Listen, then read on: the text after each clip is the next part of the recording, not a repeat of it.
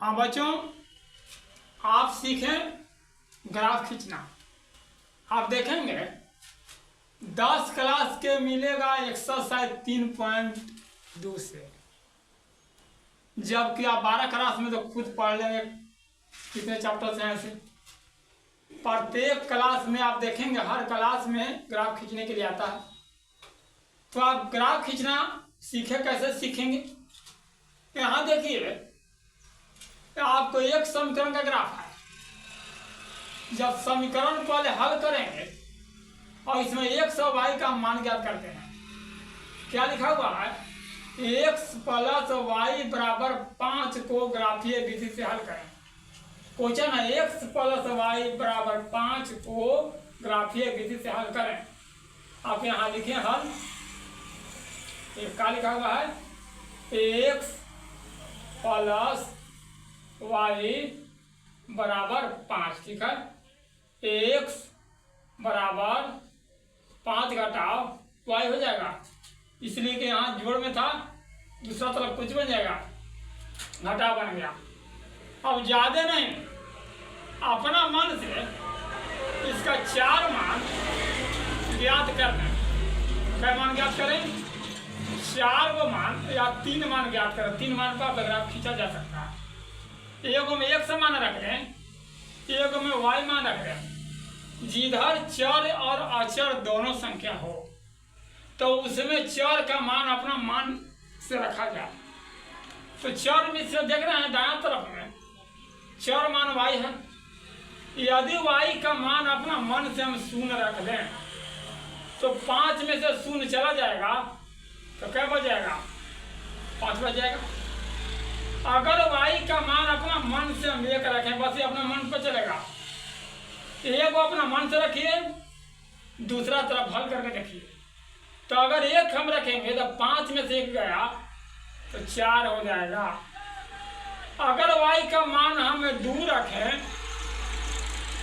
तब 5 में से 2 जाएगा, क्या बच जाएगा? ये 3 बचेगा। इस तरह से आप 3 मान ज्ञात करें। x का मान हुआ 5, 4, 3, y के मान हुआ 0, 1 और 2। इस तरह से आप एक चर का समीकरण बहुत आसान बताने जा रहे हैं शुरू से, इतना तो पहले ज्ञात कर लेंगे। अब यहाँ आप देखें ग्राफ पेपर, ग्राफ ऐसा आपको पेपर मिलेगा। इसमें आप देखेंगे छोटा छोटा 5 घर होगा और जिस पर एक बड़ी लकीर तिरा होगा। आपको करना क्या है कि इसमें जो है से जो छोटा छोटा लकीर होते हैं वे दशमलव में काम आता है। जब दशमलव इसका मान आएगा सिखाएंगे तो दशमलव में काम आएगा। सबसे पहले ग्राफ तिरने के लिए हम 2 रेखा लेते हैं, एक उदग्र रेखा लेते हैं और एक क्षैतिज रेखा लेते हैं। उदग्र माने होता है खड़ी रेखा, क्षैतिज माने होता है पड़ी रेखा जो ग्राफ के बीच लेते हैं। यहाँ देखिए, इस बात को देखा जाए तो आपको देखें यहाँ देखा जाए, यही मान लिया है, इस देख रहे हैं, ठीक। इस पर हम क्या किया, ले लिया बीचों बीच। यहाँ ये देखिए, इसको लिया, ये हो गया बीचों बीच। इस तरह से हम तीर लेते हैं। दायां साइड जो होता है इसका नाम होता है x अक्ष, बायां साइड जो होता है इसका नाम होता है x डैश अक्ष। ऊपर सिरा होता है जिसका नाम होता है y अक्ष। नीचे जो होता है इसका होता है y डैश अक्ष। और जहां दोनों कटान बिंदु होता है उसका मान होता है 0, यानी इसका मान होगा 0। अब देखिए, जो पड़ी रेखा है इसका नाम हुआ क्षैतिज रेखा, खड़ा रेखा है उसका नाम हुआ उदग्र रेखा। और जब इस तरह से जब हमने बांट दिया तो 4 भाग में बांट गया। पहला भाग हुआ, दूसरा भाग हुआ, तीसरा भाग हुआ, चौथा भाग हुआ। इसको हम क्या कहते हैं? इसको आप पढ़ेंगे ग्राफ में, इसको हम पाद्य कहते हैं। हम इसको कहते हैं, इसको क्या कहेंगे? इसको कहेंगे प्रथम पाद्य। हाँ, इसको कहेंगे क्या कहेंगे, द्वितीय पाद।